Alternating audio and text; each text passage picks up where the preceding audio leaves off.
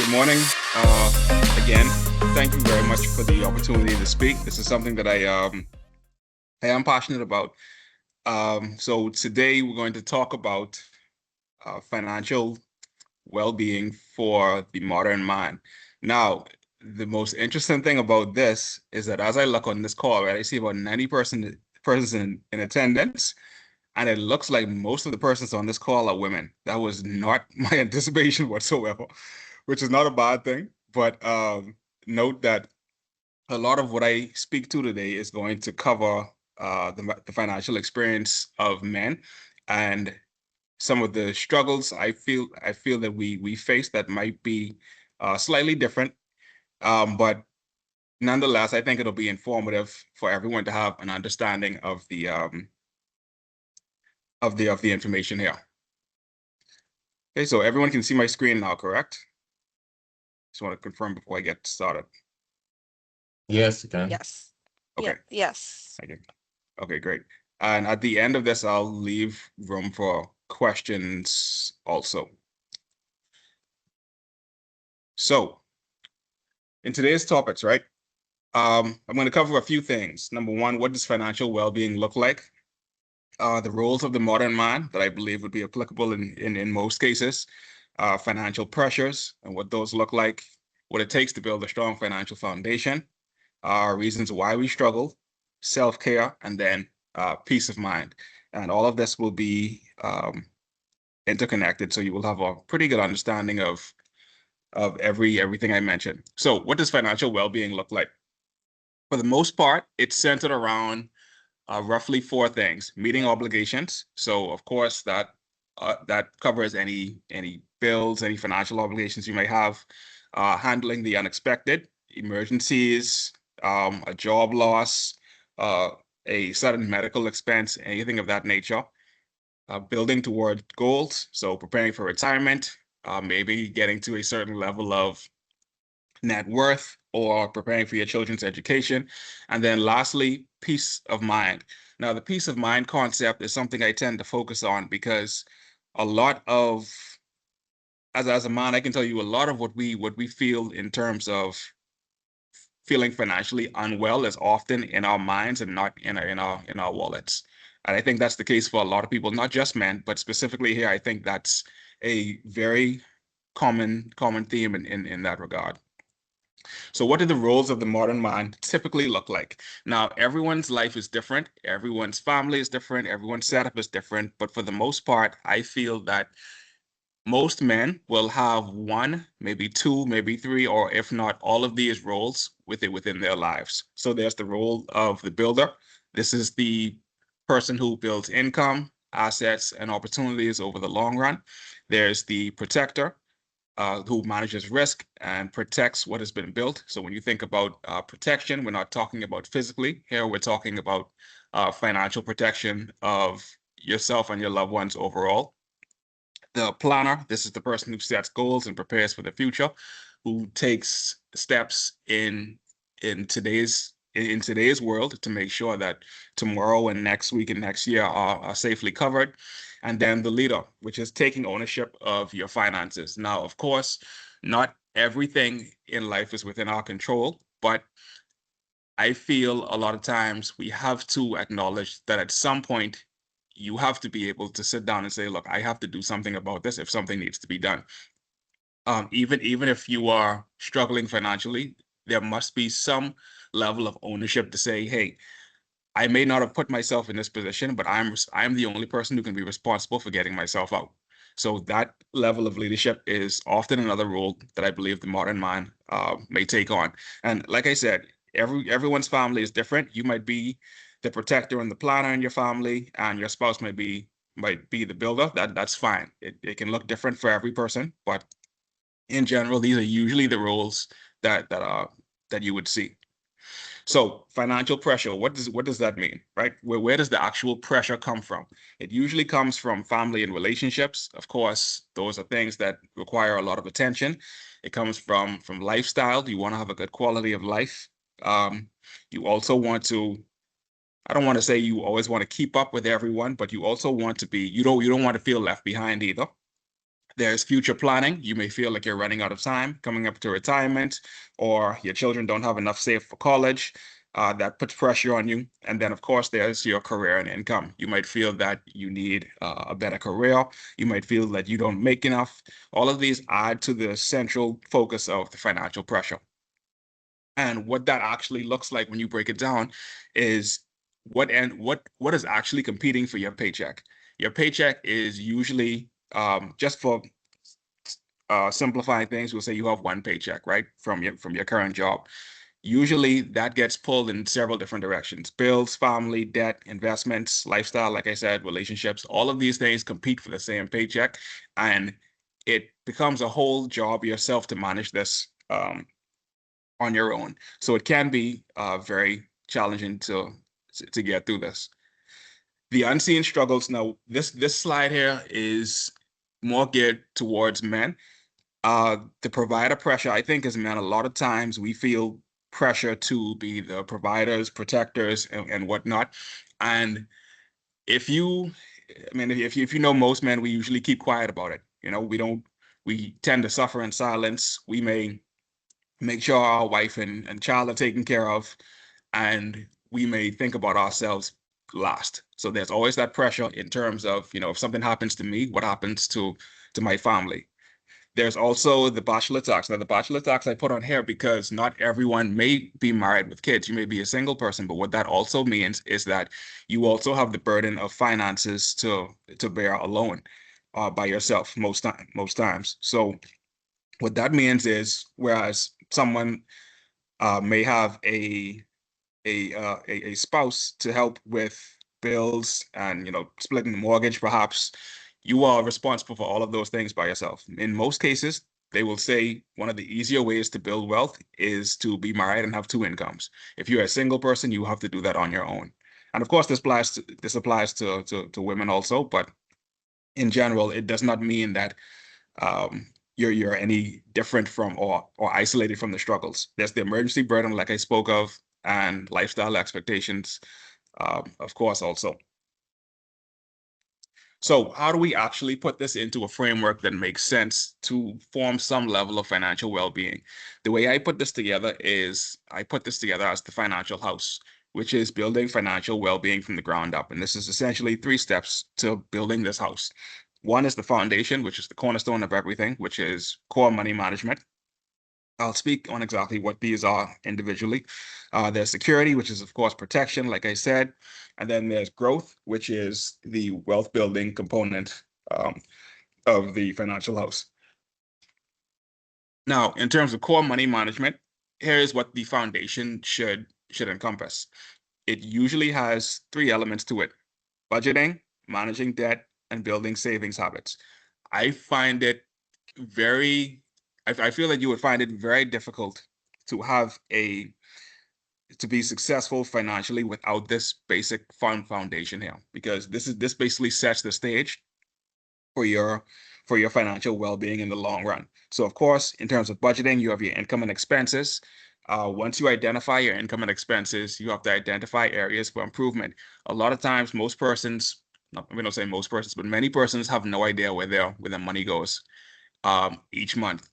I know me personally, I like to use a credit card a lot, not because I necessarily need the credit, but because it provides a track record of where my money is actually going. I know myself well enough to know that if I withdraw $500 today, and I use that just even if it's just paying for regular expenses at the end of the month, it'll be very difficult to recall where that money actually went. So a lot of times, part of budgeting is having a system in place just to be able to actually track where your income and expenses are going, and then identify areas for improvement. Because if you don't know where it's going, you won't know what you may be spending too much money on, what may need more attention, or so on and so forth.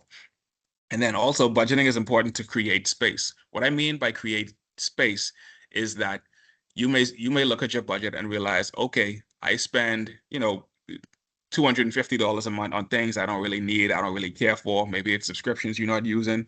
Maybe it's something you can do without. But the whole point here is to identify areas where you can create space in your budget so that, okay, this will help me build an emergency fund, or this will help me invest This will help along my savings habits. So, but the only way to do this is to actually identify your income and expenses and know where everything is going. The second part of it is managing debt. Um, this is pretty straightforward for the most part, but you want to avoid lifestyle debt. What I mean by lifestyle debt is borrowing to fund your lifestyle. What you should borrow for are things like maybe a home, of course, business loan. If you need a car, that's fine. Just, don't overdo it. But you really want to focus on borrowing for things that you might actually need and that will pay off in the long run. So, I mean, for the men on the call, I don't think borrowing to go on a boy trip to Panama for the weekend is a smart idea. That's not an opportunity. That's not the kind of opportunities I'm talking about. When I say opportunities, I mean maybe a business opportunity, an opportunity to buy some rental property, something like that.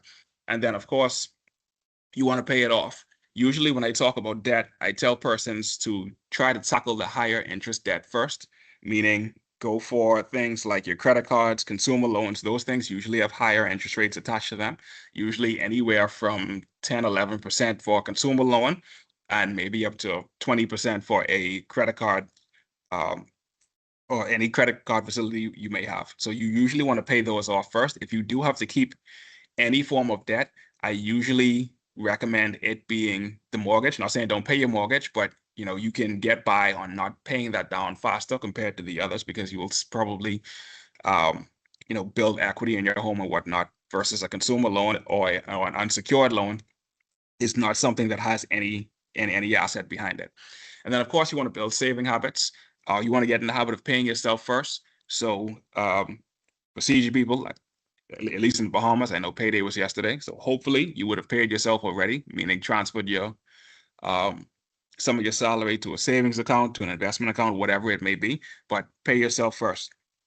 And then also you want to focus on being consistent rather than being perfect. One of the things I've noticed is that a lot of financially well persons have really good savings and investing habits. They're not necessarily, the brightest people in the room. It's just they have very consistent habits and they take a lot of the thinking out of it and just automate their savings habits for the most part. So in terms of budgeting, just at a high level, something that I use to budget personally is the 50-30-20 rule. Whereas 50% of your income goes to your needs, 30% goes to your wants, 20% goes to your savings. This is not something that's mandatory, but it's something that can really help you structure your finances and put you on a path for financial well-being if you don't currently have a process for this. So what that looks like is your needs might be housing, food, utilities, insurance. Wants might be entertainment, travel, fun money, and then savings and investing might be your emergency fund, investments, or adding more to your pension. Now, under wants, you see something called fun money. I truly believe that you do have to enjoy life to some extent. I'm not one of those persons that's going to tell you, look, the $2 you spend at Starbucks every morning could be invested, and then over 20 years it'd have been this much, and so on and so forth. I get that. There's a time and place for that, right? That's under the savings and investing column, right? But I do believe that each person needs some way to enjoy life. You just have to budget for it and account for it. So what it should look like is, let's say, okay, use myself for an example. If I play golf once a week, I know what it costs me. I do that on a regular basis. That falls under my wants, but my savings and investing are still taken care of. It can be whatever you want it to be, but it needs to be budgeted for. It shouldn't be 300 one month, then 1,500 the next month, then 800 the next month, then 2 grand the next month. It should not look like that. It should be relatively consistent. Of course, things in life happen, things come up, but for the most part, it should be consistent. And if it's not, then maybe you need to adjust your budget in some form or fashion. So the next level of the financial house is the asset protection element, right?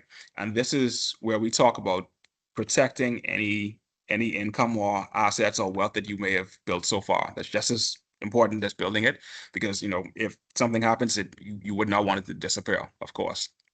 So what it looks like is 4 elements.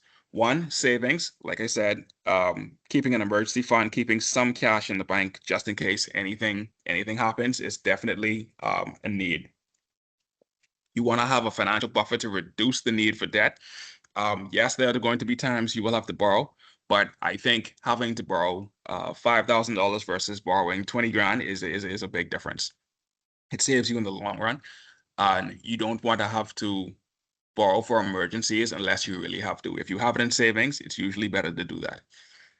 In terms of insurance, you want to protect your income, assets, health, and loved ones. So what that means is, in most cases, I'm using life insurance as an example here.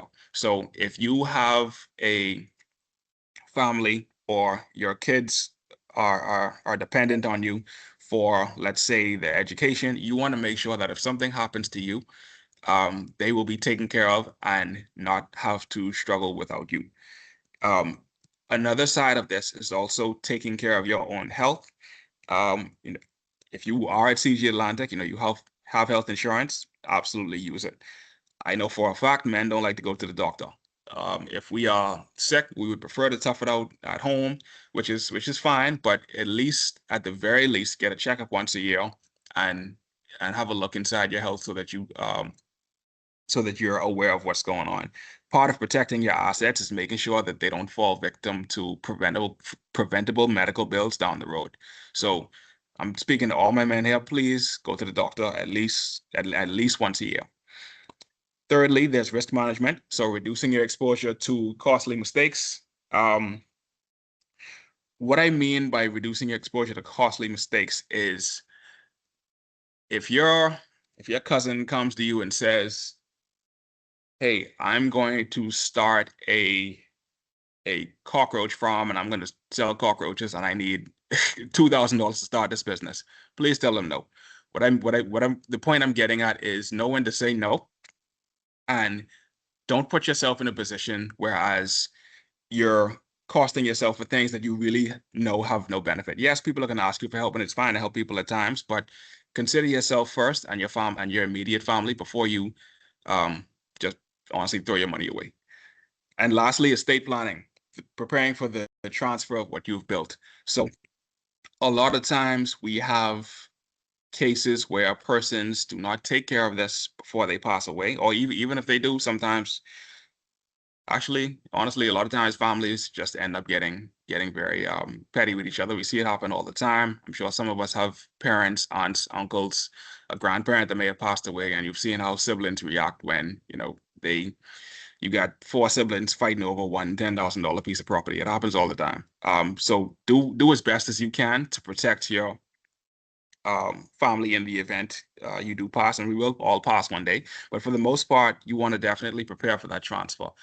Um, you, I don't think you want to be in a situation or to leave your family in a situation to whereas it's more stressful without you than with you than you than it was with you financially. Of course, there will be a difference, but you want to try to reduce this as much as possible. So when you think about how much protection do you actually need, right? Just think about it from this perspective. If you were no longer here, how much money would your family need to maintain their lifestyle and meet their financial obligations? So your financial obligations would be, your mortgage, outstanding loans, education costs for the children, and any final expenses, which would be, of course, funeral costs. There's the income replacement component, which is your annual family income, the number of years of support needed, and you take that income and multiply that by the years, and that's what you get. Now, for the most part, this will look different for everyone. Maybe your spouse works, maybe one of your dependents work. So you may not need to, take care of them for the rest of their lives. Maybe you say, okay, well, I need enough life insurance to cover my spouse for 5 years after I'm gone, and then after that, she should be able to sustain herself. That's fine also, but you need to have an idea what that number looks like. And then lastly, you want to subtract the available resources. So any savings and investments you may have, existing life insurance, pension death benefits, any other assets, stocks, government bonds, anything of that nature. Those are things you want to consider also, because those are assets that you will pass on to your surviving family. And this should reduce the amount of protection you would need, because of course the protection is not cheap in some cases. So before I actually get here, what I want to do is share something with everyone that I think might be useful. And I think I'm going to find a way to drop this in the chat potentially. So Janae or Andrea, you can distribute it to everyone else. But I want to share something that I've built that I think might help everyone within this process. Yeah. Can everyone see my screen now? Yes. Yes. Okay. So basically what I have here is a financial planning worksheet, right? And there's a few of these elements here that's actually going to help you build that financial house and help you, get your stuff together for the most part. I have a monthly budget here. You can put in your salary, any additional income, your expenses, broken out by your needs and your wants, and then how much you want to put into savings and investments, and then cash left over. This is something that I use personally on a regular basis that I think will help you all. Like I said, the 50-30-20 rule is just a guide. Sometimes it might be 55-25-25. That's fine also. But for the most part, this is what you can expect it to look like. On here, there's also a monthly budget tracker. So if you want it to be that detailed and track your actual income versus your expected income and expenses, you can do that here also. There's a tab for investment projections. So you can change the rate of return. You can start with any amount that you want. And then say you want to put in, let's say $250 a month. It'll project automatically how much you will have if it's invested over 5, 10, 15, 20, 25 years. And those numbers are all interchangeable. And then the last part of this is something that I think most persons usually don't do, but it's a net worth calculator. So what this does is it calculates your net worth based on your entire financial picture, right? You can click on the assets tab, update your, the cash on hand. You can edit any of these as needed. There's segments for cash, any personal assets, retirement assets, investments, and it'll automatically update to the net worth side. On the liabilities, you have your unsecured things. So let's say you have 5,000 in credit cards, 10,000 in student loans, you have auto loans, you have your mortgage, $50,000 left. And then you go back to the net worth tab and it'll tell you your total assets and your total liabilities. Of course, your net worth is your total assets minus your total liabilities. So this is something that I will share with everyone that I think will be useful in actually helping to build the financial house. Any questions so far before I get back into the actual presentation? No? Okay. So back to the presentation. Oh, sorry, O'Neill, I see you have a question. Go ahead. Yeah, I did post it in the chat. Just want to know if you'd be able to provide that for us, please. Yes, that yes. Excel sheet and stuff. Yes. That'd be great. Thank you. Yeah, I'm going to drop it in the, either drop it in the chat or I'll have Andrea or Janae distribute it for everyone. Okay, thank you very much. No problem. So now the next part of the financial house is the wealth building component. This is technically the roof of the structure. Of course, you can do this simultaneously with the others, but like I said, the foundation and the asset protection are fundamental steps in making sure the financial house is sound. So this part is where you figure out how you're going to build wealth in the long run. Now, these are not things you are required to do. I don't think everyone is going to own a business. Business ownership is not for everyone. For some persons, it may be a preference. For others, they may not want that. That's absolutely fine. The one thing on here that I do think is absolutely mandatory is the investing component, because otherwise your money is not really going to work for you. You're going to get your money and you're going to put it in the bank. The bank's not going to pay you anything and you're not going to benefit from it. But in general, there are three main ways to build the wealth. So there's the investing, like I said, using long-term investments. There's owning your own business. And then there's the human capital element, which is investing in your skills, knowledge, and your health to increase your earning potential. So maybe that means, going back to school, getting a new certification, whatever that means to boost whatever income you have currently.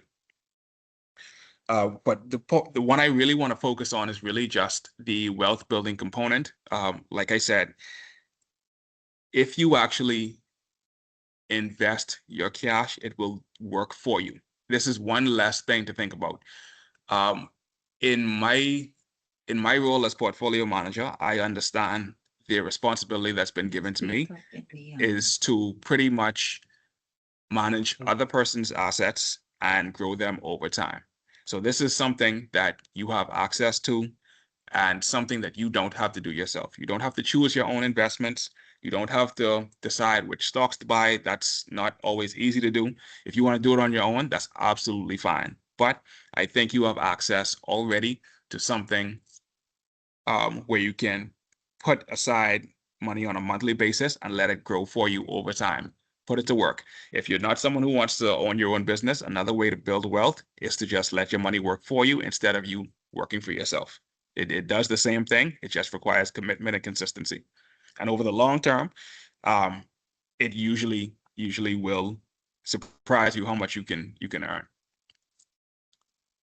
So with that being said, right, in terms of financial discipline, why do intelligent men still struggle financially? The reason I put this here is because oftentimes we think persons who seem to be, you know, the brightest in the room and whatnot, you're wondering how in the world can they be struggling financially? You know, it's rarely a knowledge problem and it's usually a behavior problem. I will say this from personal experience. Yes, I'm an investment manager. I'm a portfolio manager. I'm great at financial planning, but I myself have made financial mistakes over the course of my life. And it's not always because you don't know any better, but at times knowing what to do and actually doing it are two different things. There's something that goes on in our minds that stops us sometimes from making the wrong decision, whether it be, you know, people pleasing. Sometimes we don't want to say no to persons. We have, you know, parents, friends, family that may ask for something and, you know, we feel guilty saying no, so we do it for them, even though it puts us in a worse financial position. There's lifestyle inflation. You know, as you start to make more, you start inflating your lifestyle, and over time, you realize you're not really building wealth because you've inflated your lifestyle beyond the ability to save and invest. Now, with lifestyle inflation, I'm actually not fully against lifestyle inflation to a limited degree. I do think as you earn more, I feel that you earn the right to live a little better, but it has to be controlled and it has to be reasonable. I don't think you should always be living at your means. You should live below your means.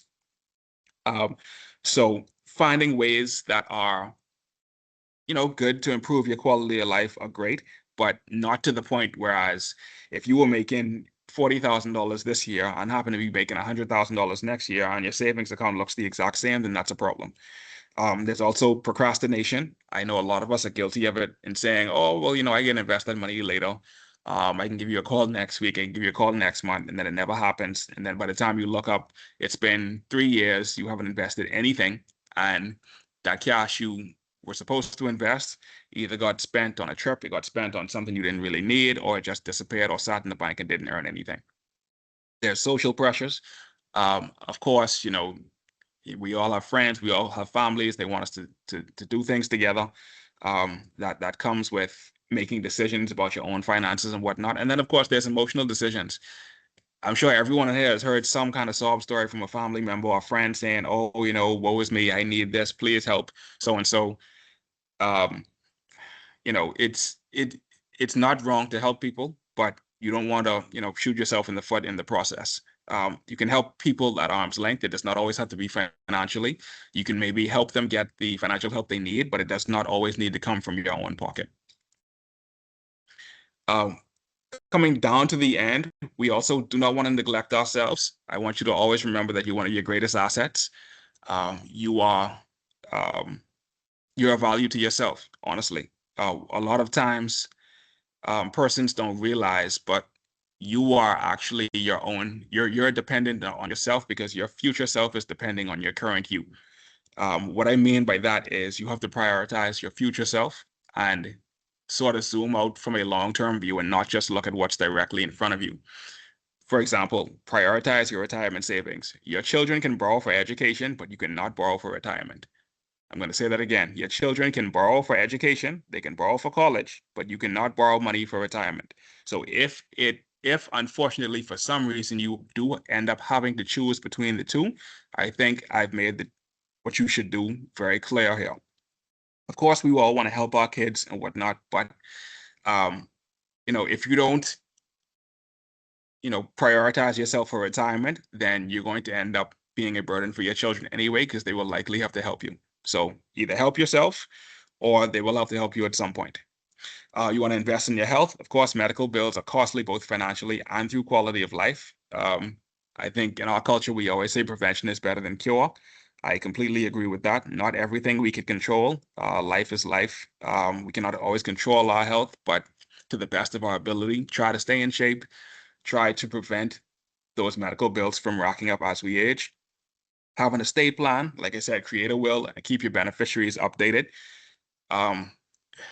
I will tell you, just working at TG Pensions, please keep your beneficiaries updated. What you don't want to happen is you open an account with us and, 10 years down the road, something happens to you, you pass away, and your ex-girlfriend or your ex-wife still on the beneficiary form.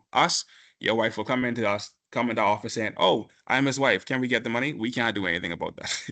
I'm sorry, we will have to pay the money straight to your ex. And I'm sure that's going to hurt whoever is left behind. So please try to keep things like that updated.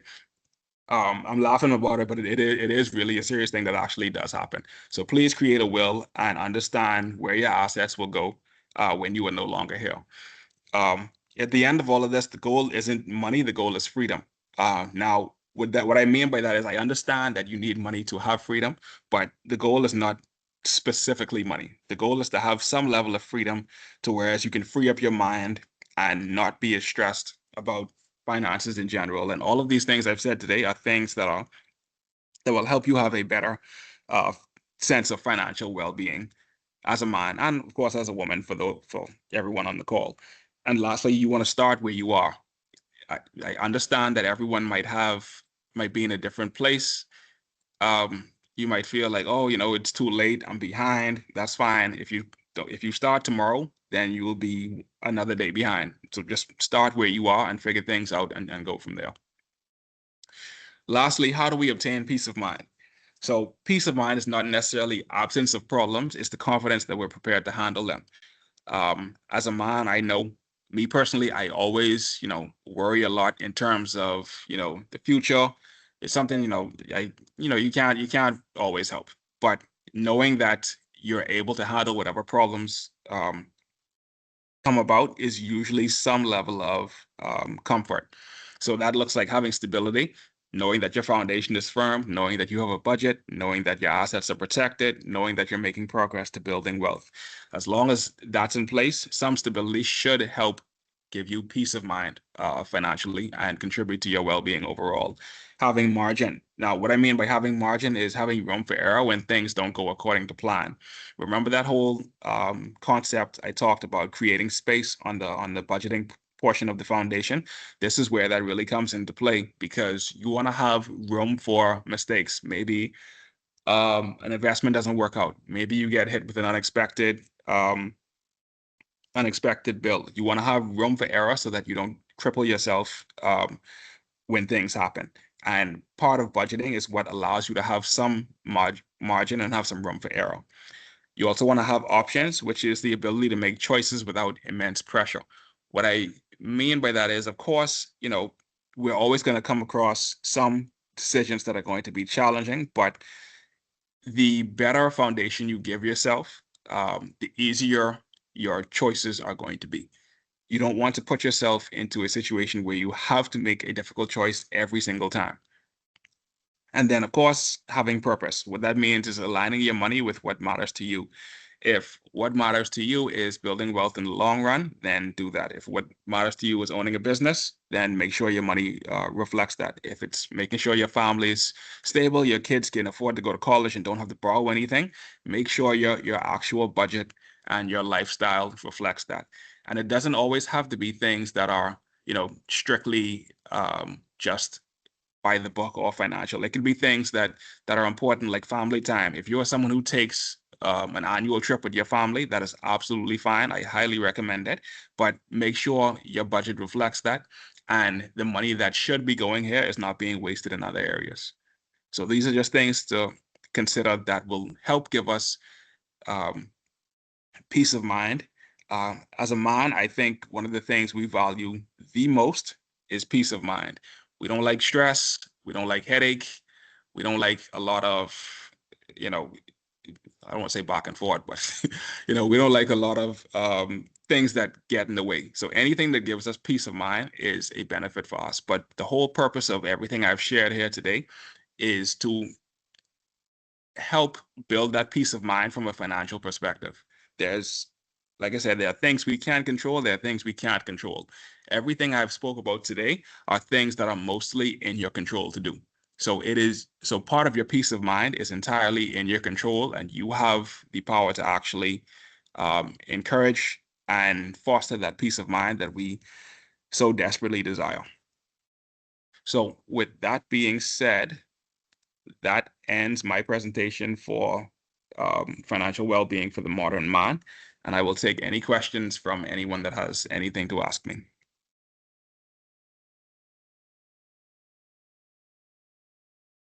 There's one question in the chat, Kriston. Go ahead.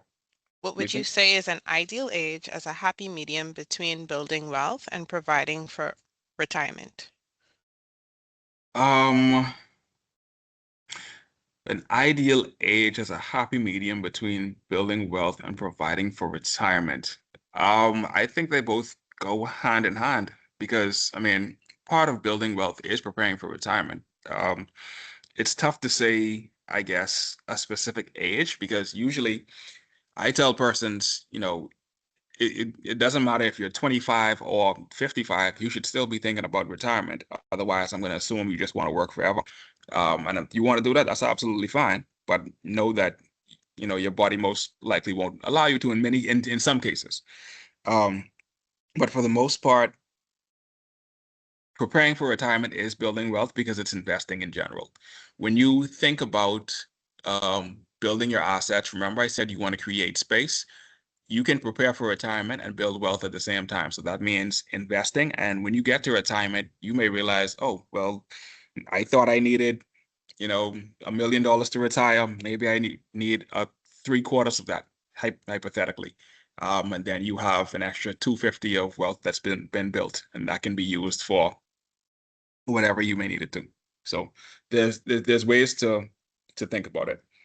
I see another question from Kieran. Do you recommend increasing pensions contributions after a certain amount of years on the job? If yes, to which percent? Absolutely. I recommend increasing your contributions regardless of how long you've been on the job. Like I said, I think it's better to err on the side of caution and have more than what you need. It's better to have it and not need it than to need it and not have it. So to what percentage? I would say if you can get to comfortably 15% of your income invested, I think you will be in a very good position. That's just, a number I have in my head. That number might look different for everyone, but if you're with us at CG, then you might have 5% coming out of your salary and then 5% coming from the employer. That's 10% in total. So you add another 5% on top. I think by the time you get to retirement, you will have you'll have something that should be attractive to you. Ideally, you could push it to 20%, but I think if you can at least get to 15, I think that would be great in terms of extra contributions. I see another question. What is your view on paying off a mortgage before the maturity date? That is absolutely fine. There's nothing wrong with that. If you can do it, I would recommend it. You save yourself money in terms of interest. However, it has to be viewed in the context of all of your finances overall. So at times, persons will say, okay, well, I want to pay off my mortgage, but and let's say they have, 50,000 left on their mortgage, but they have a $40,000 consumer loan that's at 11% versus the mortgage rate of 5%. My advice there, pay off the consumer loan first. Outside of that, it's absolutely fine to pay off your mortgage faster if you can do it without the penalties being too much. But if you can pay it off faster, that's great. Get out of debt faster. Going into retirement, you want to have as few bills as possible. So ideally, you want to be debt-free by the time you get to retirement. However, if you're unable to do that for whatever reason, and you have to carry some debt into retirement, the best thing to carry into retirement is probably a mortgage versus credit card debt, consumer loans, or anything like that. Because at absolute worst, if you need to sell the home and downsize, you can do that. Usually with consumer loans, you can't do that. If it's an expensive car loan, you're probably not going to get back what you paid for it. So in that case, that's a better way to think of it. Another question, some of us live in financial markets that are underdeveloped and illiquid with capital and foreign exchange controls. How can persons maximize their investment returns with these constraints? That's a tough question. It depends on what jurisdiction you're in. If you're in the Bahamas, you can actually access US dollars for international investments, but the main way to do that would be, I think you would have to find a way to access the US dollars and get them invested abroad in that sense. There are some companies like now, I don't know which jurisdiction you're in, so I can't speak to anything specifically, but there are lots of companies that take offshore brokerage accounts where you can actually open an account, have the US dollar sent there, and choose your own investments, and you can earn some solid returns that way. But it really comes down to your jurisdiction and your exchange control laws. I know in the Bahamas we have ours. It may be different in Barbados, Jamaica, Cayman, Bermuda, and whatnot. So it really depends there.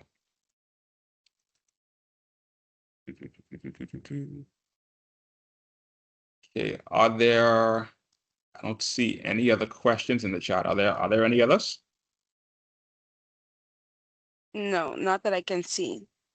Okay, so what I'll do Hi. now then is let me drop this financial planning worksheet in the chat. I'll see if everyone can access it. And someone Okay. raised their hand. I think Ashton. Okay, no, I'm not sure. Okay, no, I'll just send it to you, Indira, after and you send it around. Okay, go ahead, Ashton. Yes.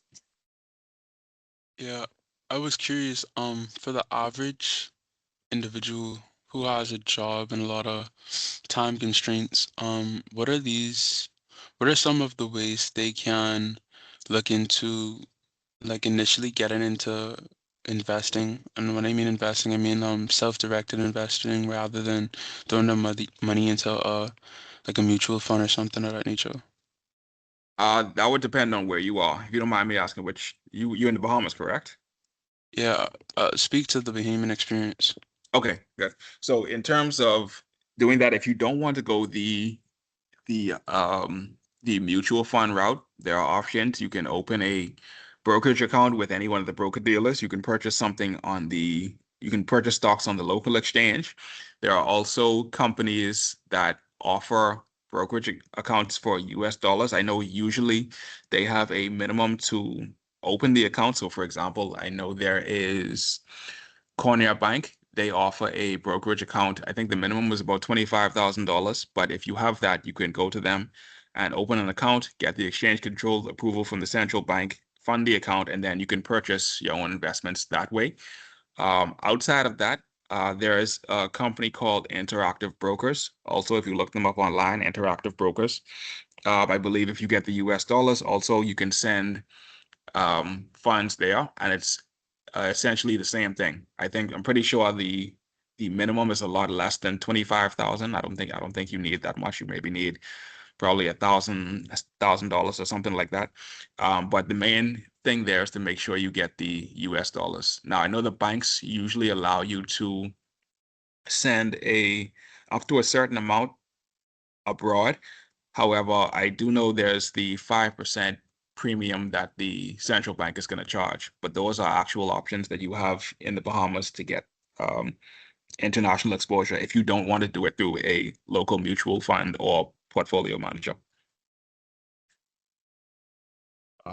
Let's see. Okay, thank you. Another question, in the long term, what rate of return on investment will you consider as solid returns? That depends. I think I usually use our funds at CG as a benchmark, so I'll just speak to the Bahamas funds. Our aggressive fund, we usually target 7 to 10%. on an annual basis. Over the past 3 years, it's averaged just about 8%.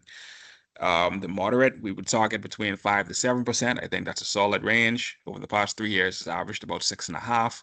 And our conservative fund, we target between 3 to 5%. And it's been about 4.5, 5% over the past 3 years. So in terms of investment returns, when you say long term, if you're thinking maybe 20 years out, I mean, if you can get, anywhere above 6%, I say that's decent, in our market. 7% ideally, but anything above 6, I think is actually pretty good and will compound pretty solid over the long term. Will the presentation be shared? Yes, I can share the presentation, and like I said, I'll also share the financial planning worksheet. Oh, I okay, see yeah, Janelle's hand is up as well. yeah. Go ahead, Janelle. Hi, good morning. Thank you so very much, Kriston, for your presentation. I had a few questions. First question, you stated earlier in the presentation, average, that when you're thinking, obviously as a man, but I'm thinking as a mom too, because some of us are single mothers. So Mhm. you said to average, let's say 5 years, you think what salary or quote unquote financial contribution your family would need in the event that you're not present. What would you recommend? Or you recommend something like an annuity or general basic life insurance would work in a case like that? Um, it depends. So you're asking what I would recommend if you need to leave something for your dependents, correct? Right. Something that could be paid out, like as you suggested, a financial contribution, probably over a 5-year period or a 10-year period. Okay. So I'll tell you what I currently have in place. So for example, I have of course, I have my own assets. I have, savings, some investments, things like that. But I also have a life insurance policy. I have a term life insurance policy that covers, I think it's maybe 25 years, somewhere around there. And what I've done is I've added that with, let me go back to my other slide. So how much protection do I need slide, right? I've considered the financial obligations of the mortgage, income replacement, and subtracted available resources. I've basically budgeted everything out to whereas my kid will at least get through college, and Okay. that'll cover my wife and them. But that's a combination of term life insurance, existing pension assets, and whatnot. Now, what I have instructions to do is if something were to happen to me, what I would want done with the funds is I would want of course, any immediate expenses taken care of, but after that, the payout I get from the life insurance, I would have that invested. The reason I wouldn't put that in a bank account is because, number one, the bank account is, it disappears a lot quicker that way, Yeah, and it then does. two, it's not invested, so you lose the earning power of it. I have a slide on another presentation I actually did yesterday. It's not on this one, but it was showing the example of if you take $150,000 and put it in the bank, and leave it and just draw a certain amount off it every month, it'll be gone in about 14 years. Versus you leave it invested in something conservative, it'll be invested at, let's say you only earn 3% on it, it'll last you about 18 or 19 years. So you can actually extend Interesting. the life The of, lifetime of the savings. right, by keeping it invested, but keeping it invested relatively conservatively. Okay, all Yeah. right, So thanks. even after you draw off, like maybe you take $1,000 off for the month, everything else is still earning something. Okay, nice. Okay, great. I have two other questions, Sorry about that. No Next problem. question. You did state that as a financial person yourself, you did make some mistakes and had to pull back.